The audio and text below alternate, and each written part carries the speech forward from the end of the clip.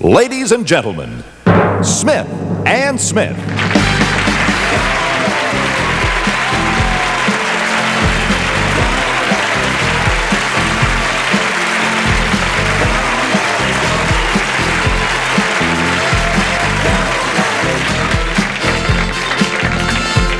Don't let it get you down. Don't let it get you down. You get up every morning, you're feeling low. You wonder how much longer your old heart can go. Trouble with your liver, trouble with your spleen. Maybe you need a kidney machine. Your ears get weak and your eyes get dim. Your chance of survival looks awful slim. The doctor comes in and the treatment starts. He'll fix you up with rebuilt parts.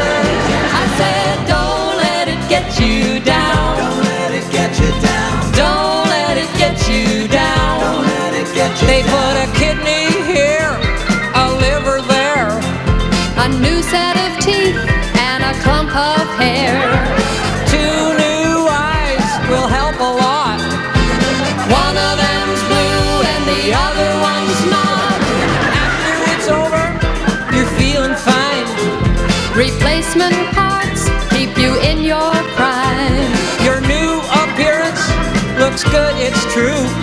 But how much of you is you? I said, don't let it get you down. Don't let it get you down. Don't let it get you down. Don't let it get you down. Don't let it get you down.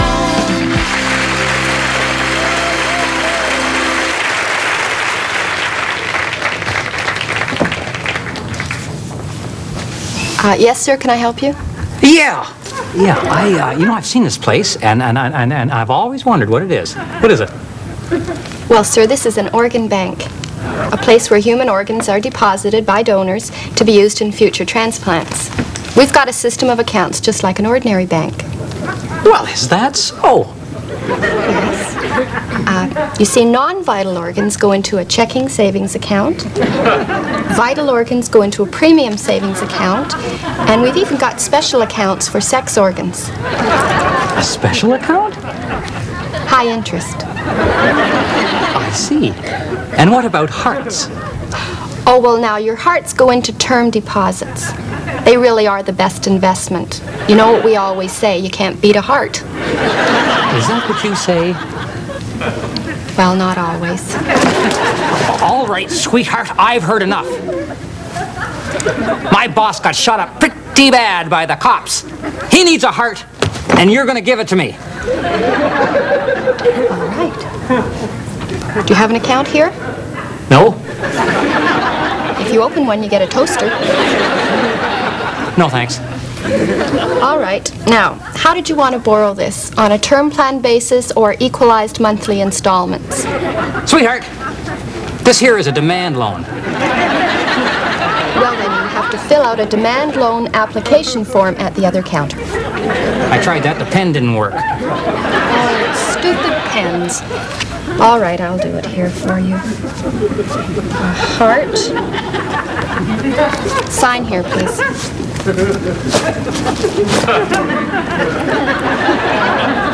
Have any ID? I think so. Compare the signatures here. Okay. Is this your present address, Elwood? That's Woody. Yes, it is. All right, Woody. I'll see what I can find. Have a heart, sister. Cut that out. Is this a robbery or a sketch? Well, there you go.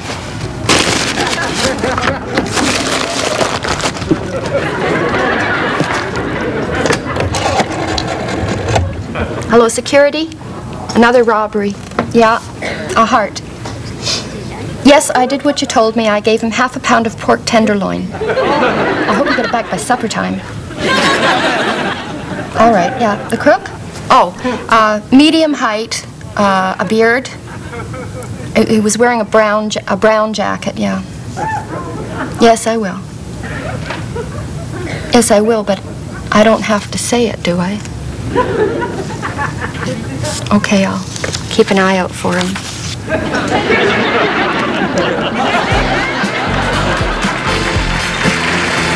can live forever or just about By replacing things before they wear out. The supply of hearts is getting scarce. Maybe you should buy a couple of spares. For hundreds of years you can run like a clock, But it's all over when they're out of stock. you can't be helped when the trouble starts, 'Cause you're too old to get parts. I said, don't let it get you down. Don't let it get you down. Don't let it get you down. Don't let it get you down. Don't let it get you down.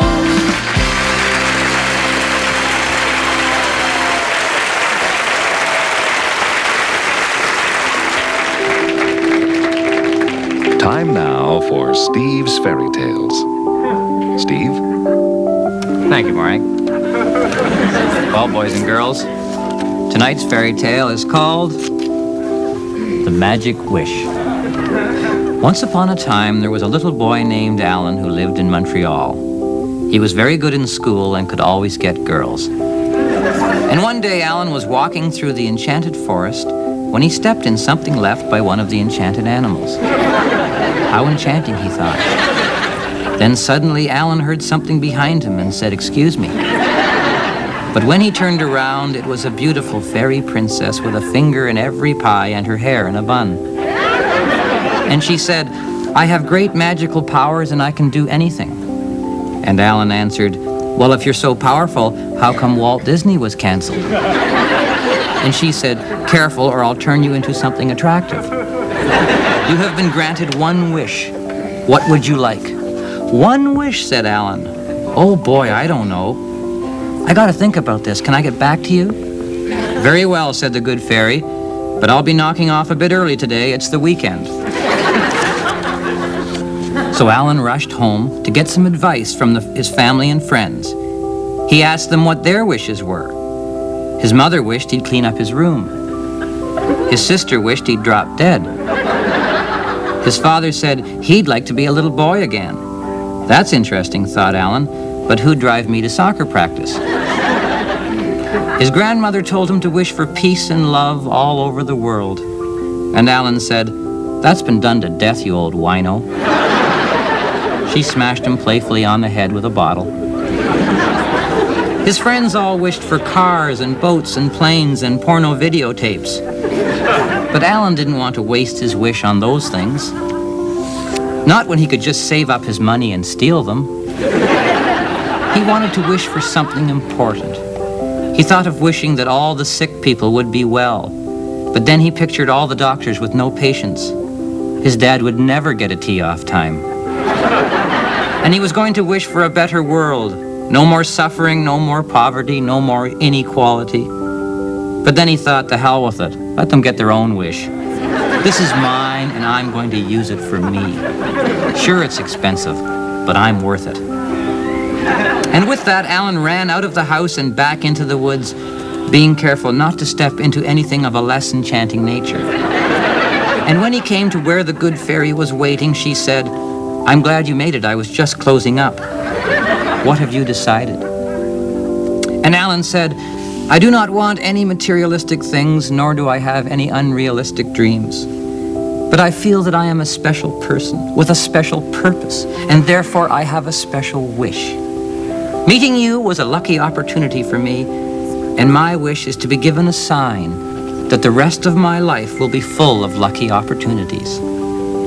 And at that moment, a giant oak tree fell over and flattened the good fairy.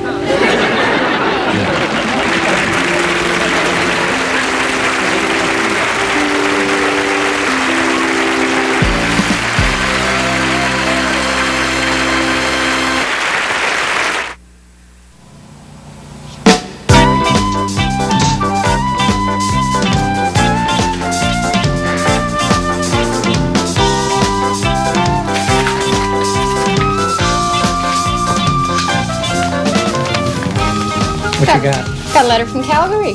Calgary. Wonder if it's from your sister. I doubt it.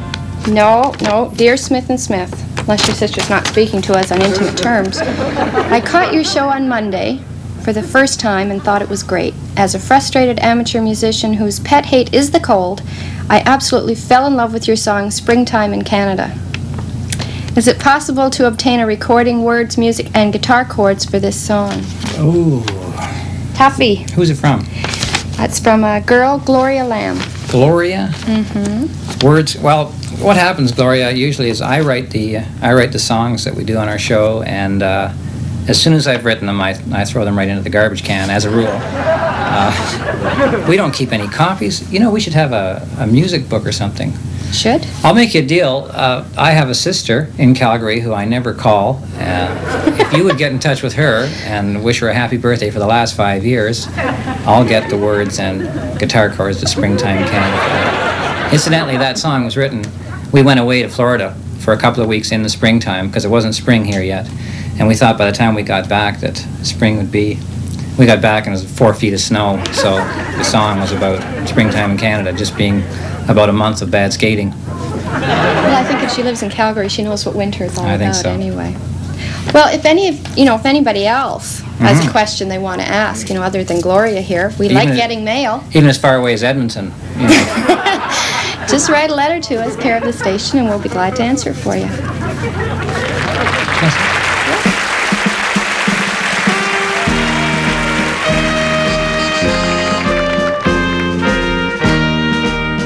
At this juncture, we wish to spotlight the ancient art of applied matrimony. A chance to take a purely speculative, behind-the-scenes look at the married life of famous people. And whom is our lucky couple this week, Morag?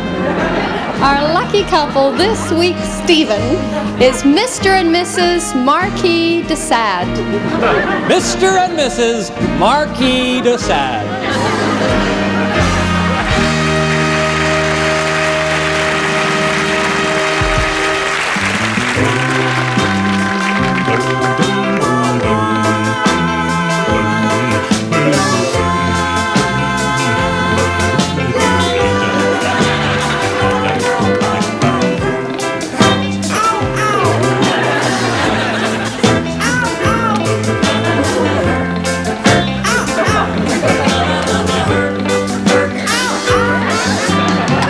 That's me, the Marquis de Sade.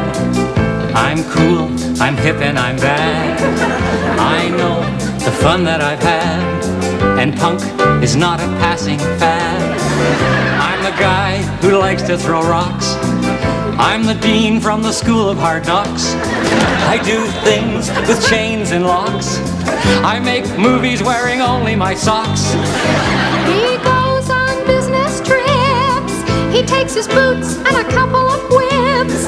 But I just love his stinging quips. My hands are tied and my heart flips. Oh, flirt, you little stuffed shirt. Why must you flirt and hurt the one you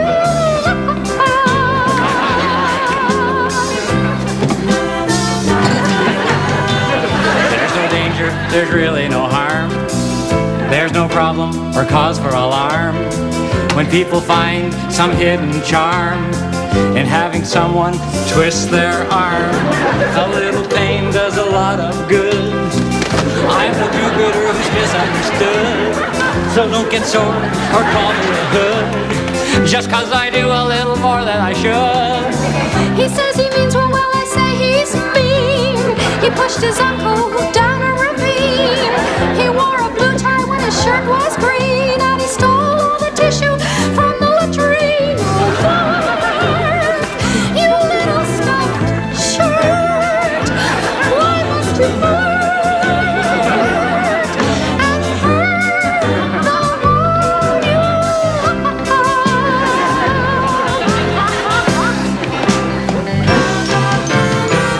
You're such a big bully. You're vicious too. You're not a martyr, but you've created a feud. You hurt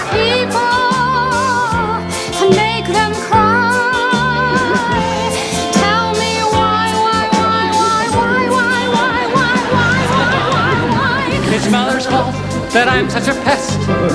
She was stripped, she was obsessed. She wanted me to be the best. She ordered me to beat the rest.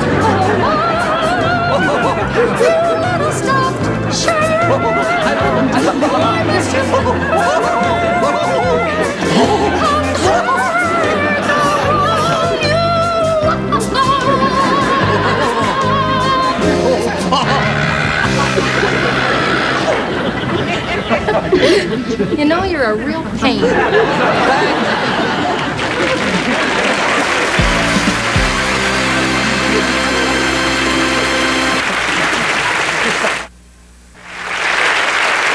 Moragg's wardrobe supplied by Hollies. Hair by David Church Associates.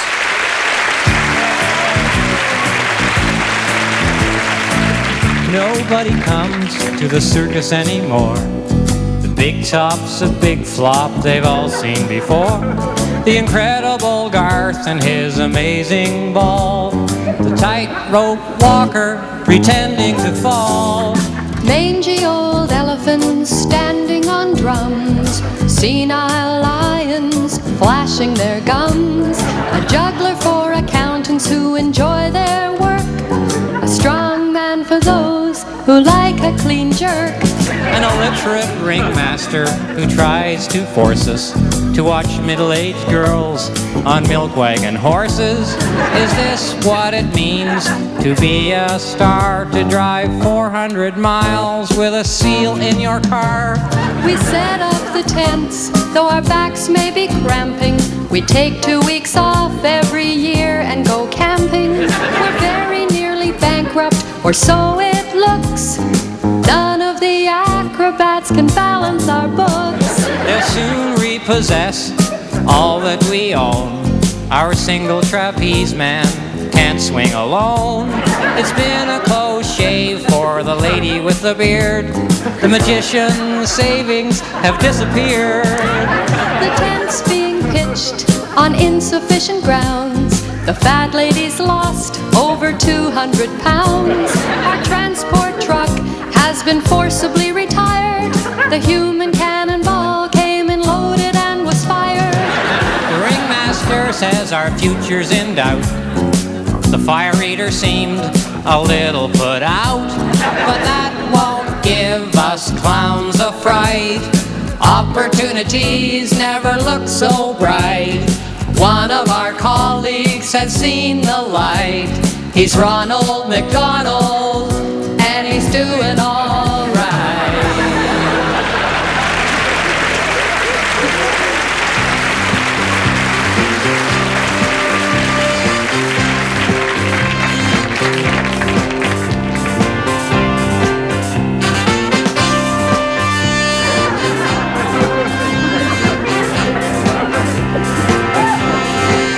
Nancy, I came as soon as I could. Honey, are you okay?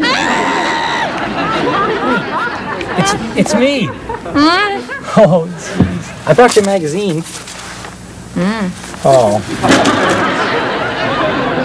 I heard all about it. The furnace blew up. Alice from next door was with you, but you're the one who got hurt.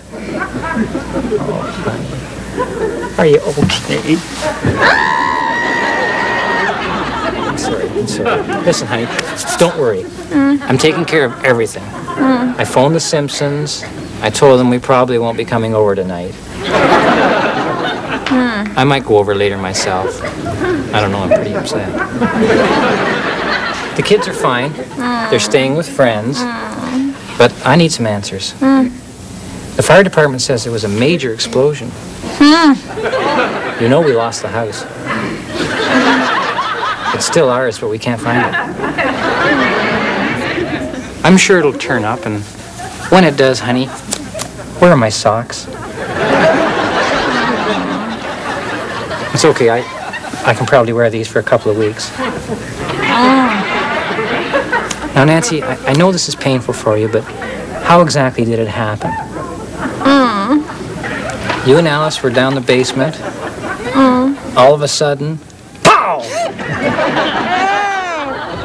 No? You heard gas leaking? You went downstairs to check it out? As soon as you got there, whammo!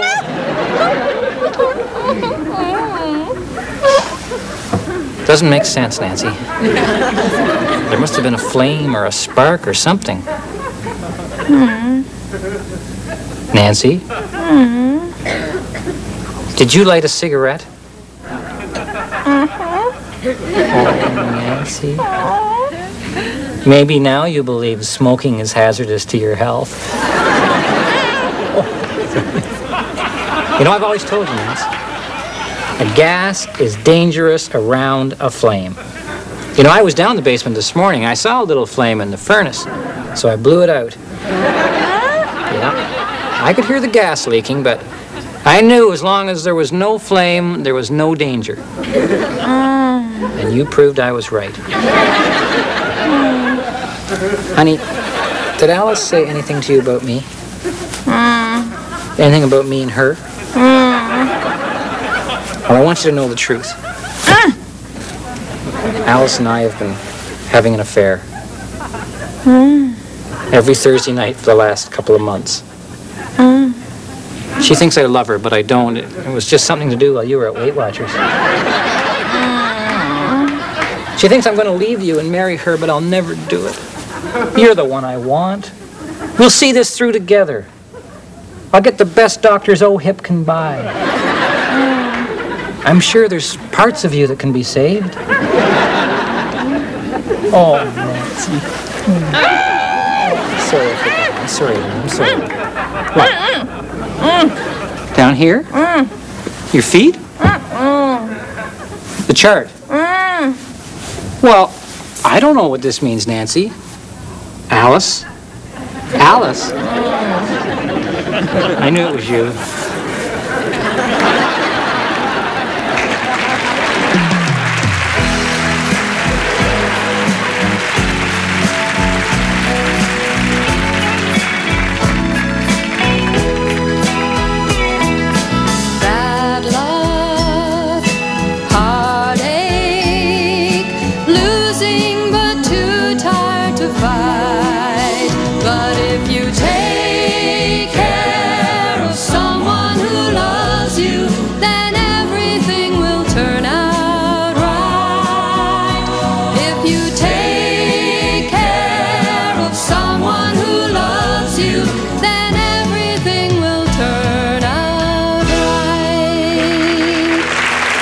Everybody.